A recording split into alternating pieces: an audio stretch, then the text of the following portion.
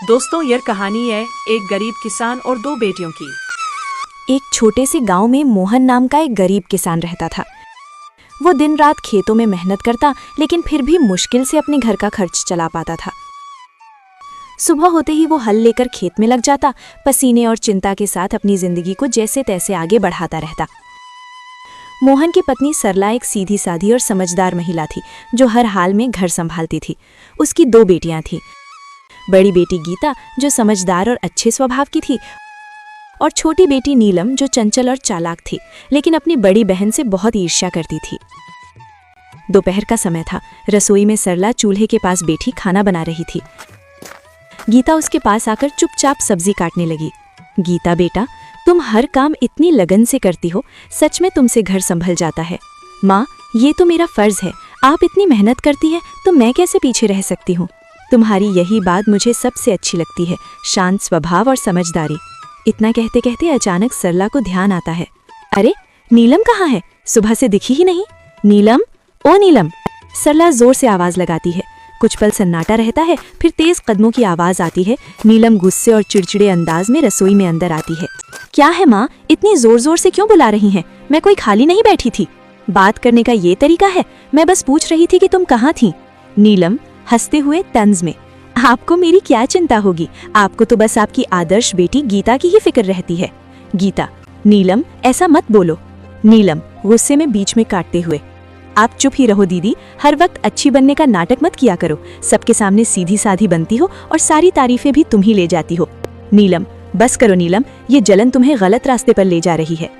हाँ, जलन है मुझे, क्योंकि मुझे हमेशा आप दोनों के बीच में छोटा और बेकार महसूस कराया जाता है। आप दोनों को तो बस एक दूसरे की अच्छाई ही दिखती है। दोपहर की तेज धूप खेतों पर चमक रही थी। मोहन अपने खेत में हल चला रहा था। उसके कपड़े पसीने से भीग चुके थे, लेकिन वो बिना रुके काम करता जा रहा था। चारों तरफ सन्नाटा था, बस बैलों की धीमी चाल और हल्की मिट्टी चीरने की आवाज सुनाई दे रही थी। थोड़ी देर बाद मोहन रुका, अपने माथे का पसीना पोंछा और आसमान की ओर देखने लगा। हे भगवान, इस बार तो दया कर देना। हर साल की तरह इस बार भी अगर फसल खराब हो गई ना, तो घर चलाना मुश्किल हो जाएगा। बच्चों की जिम्मेदारी है, घर का खर्च है। कब तक यूं ही जैसे तैसे चलता रहेगा? वो गहरी सांस लेकर फिर आसमान की ओर देखता है। बस भगवान, इस बार कोई मुसीबत मत आने देना।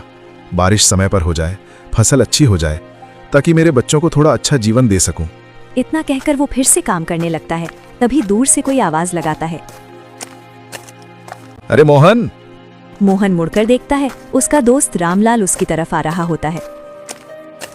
क्या बात है भाई, आज तो बड़े सोच में डूबे हुए लग रहे हो। क्या बताऊं रामलाल, किसान की जिंदगी ही ऐसी है। मेहनत तो पूरी करते हैं, लेकिन सब कुछ ऊपर वाले के हाथ में होता है। बिल्कुल सही कहा तुमने। इस बार तो मौसम भी कुछ ठीक नहीं लग रहा। कभी ज्यादा धूप, कभी अचानक बादल। हाँ, बस यही डर लगा रहता है। अगर समय पर बारिश नहीं हुई तो सारी मेहनत बेकार चली जाएगी। लेकिन मेहनत करने वालों का साथ भगवान जरूर देता है। देखना, इस बार सब अच्छा होगा। थोड़ा माहौल हल्का होता है, फिर रामलाल मुस्कुराते हुए पूछता है। अच्छा छोड़ो ये सब, बताओ घर पे सब कैसे हैं? भाभी जी और तुम्हारी दोनों बेटियां कैसी हैं? सब ठीक हैं? सरला तो हमेशा की तरह घर संभाल रही है, और मेरी बड़ी बेटी गीता, वो तो बहुत समझदार हो गई है। घर के हर काम में हाथ बटाती है, कभी शिकायत नहीं करती। अरे वाह, ये तो बहुत अच्छी बात है। आजकल ऐसी लड़कियां कहाँ मिलती हैं। हाँ, लेकिन छोटी वाली नीलम, उसका स्वभाव थोड़ा अलग है। चंचल है और कभी कभी गुस्सा भी जल्दी आ जाता है। समझाने की कोशिश करता हूं, लेकिन उम्र भी तो ऐसी है। कोई बात नहीं मोहन, धीरे धीरे सब समझ आ जाता है। बच्चे हैं, समय के साथ सीख जाते हैं। बस यही उम्मीद है कि दोनों बेटियां सही रास्ते पर चलें और खुश रहें। बाकी भगवान की मर्जी। दोनों कुछ पल के लिए खेत की तरफ देखते हैं, फसल, मिट्टी और अपने संघर्ष भरे जीवन को।